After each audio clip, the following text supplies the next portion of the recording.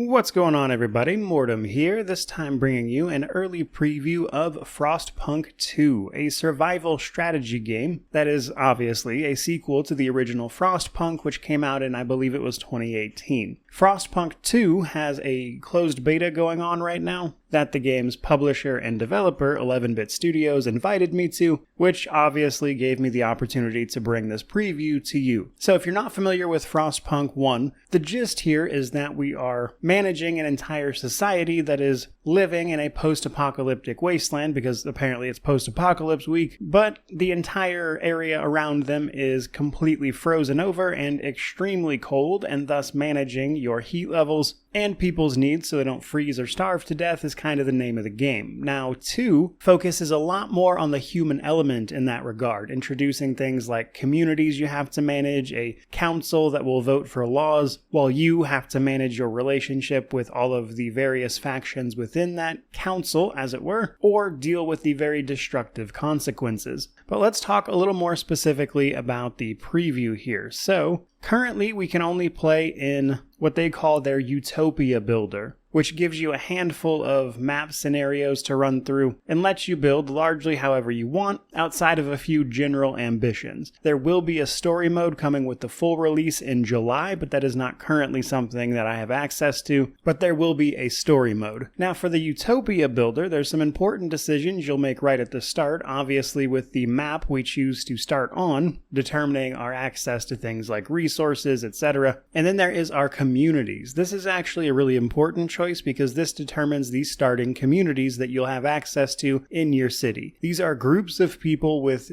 differing interests and wants that you're going to need to balance or be ready to suppress over the course of your playthrough. You can also choose the difficulty. This was a little basic in the preview, but it looks like they'll have a little bit of customizable option here, allowing you to make specific portions of the experience easier or harder if you so choose. But from there, let's move on to the actual game. Now, much like the first game, this does have a certain amount of city builder-esque elements. So let's run over the basics of that first. Now, the area surrounding our city is going to be covered in frost. We're going to have to break that frost to get to the resources underneath, which is going to cost us heat stamps. Heat stamps are effectively your currency, and once you've got that frost broken, you can start putting down extraction sites to build up your resources to start managing your economy. Coal is one of the most important ones because this is what is going to allow you to run your generator, which provides heat to your entire city, and given the frozen wasteland, it's very much a do or die situation. Your population will die if you don't provide enough heat. Other things you'll need to manage are, of course, food, then housing, then things like materials and goods. Honestly, if you've ever played a city builder, that part of it's pretty straightforward, but probably worth a mention that each individual district does have an upgrade building available that you can then add to that site. So for instance, if through the later research tree you discover some bonus to, say, a coal mine, you can add that upgrade building to the coal mine to make it do that thing.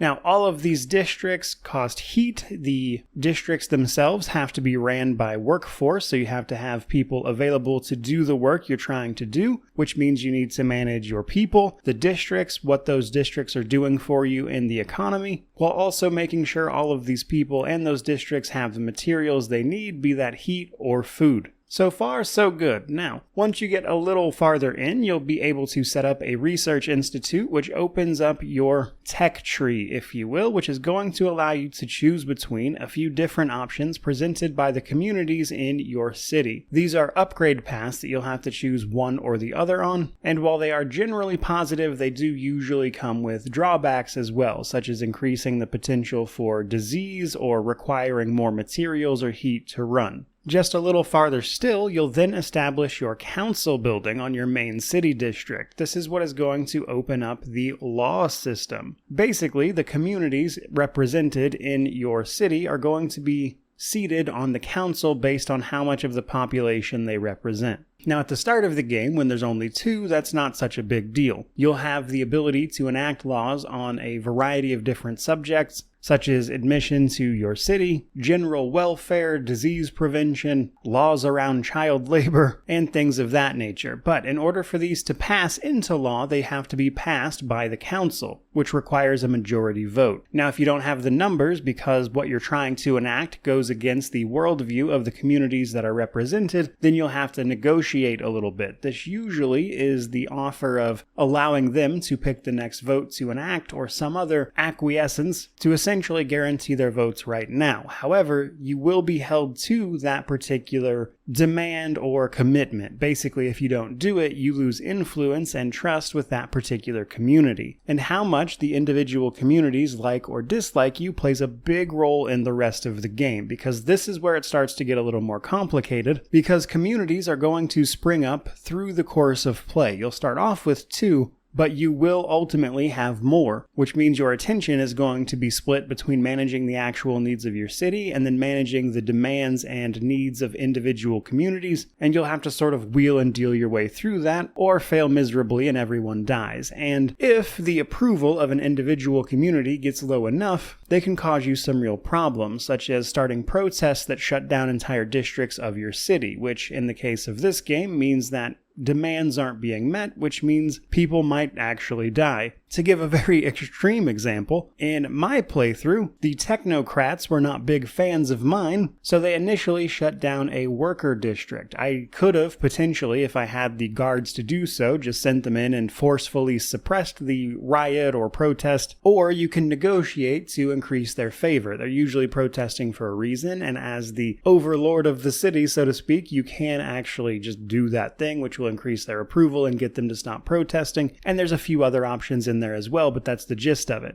Now, if you ignore this for long enough, those protests can spread as that particular faction takes over other districts, and in a very egregious case in my run, they actually took over the coal mine, which caused them to shut down the coal mining operation, which was feeding our generator, which means the entire city started to freeze to death because of these protests. And then you combine things like unique weather events, such as a whiteout, which is especially bad weather, and you've got a recipe for disaster and a city that's probably not going to make it through all the disease and death. Not to mention I was struggling with food at this point. And that, I would say, is where the survival strategy of Frostpunk 2 comes in. And managing all those things is really the key feature. Though, if that wasn't enough, once you reach the bounds of your initial area, you can set up shop in the sort of logistical stations towards the edge of the map that will then allow you to explore the frozen wastes beyond, which can net you further resources, such as the elusive cores, which are used on very specific upgrades, while also providing you extra resources that are not in your immediate vicinity, which you are almost certainly going to need. And the last thing I want to mention here is your city's zeitgeist. This is a series of 3 different factors that can sort of be an either-or situation, such as adaptability, merit, or tradition. And typically each of your communities is going to represent a different combination of these attributes, which makes pleasing everyone an extremely difficult thing to do. Now, right now, I would say that's just about everything there is to know about this game, and how it differs from the original in a big way. But broadly speaking, I personally thought it was pretty cool. I initially was concerned with how slow the game was starting, but then the community started to get introduced and they started having demands, and the next thing I know, one of the communities is burning down the city, all while I'm trying to find a more reliable resource because I only had so much coal. And then you're also dealing with the weather, and in terms of survival strategy games, it was so much more than I was expecting it to be, in a really fun way, which makes me all the more curious about what the actual story mode has to offer. But in any event, that's pretty much going to do it for this particular video today. I'd love to know what you think about Frostpunk 2 down in the comment section below, which of course means to like, comment, subscribe, all that YouTube jazz. But regardless of any of that, truly, just thank you so much for watching. I really do appreciate it. May you wander in wisdom and have an amazing day.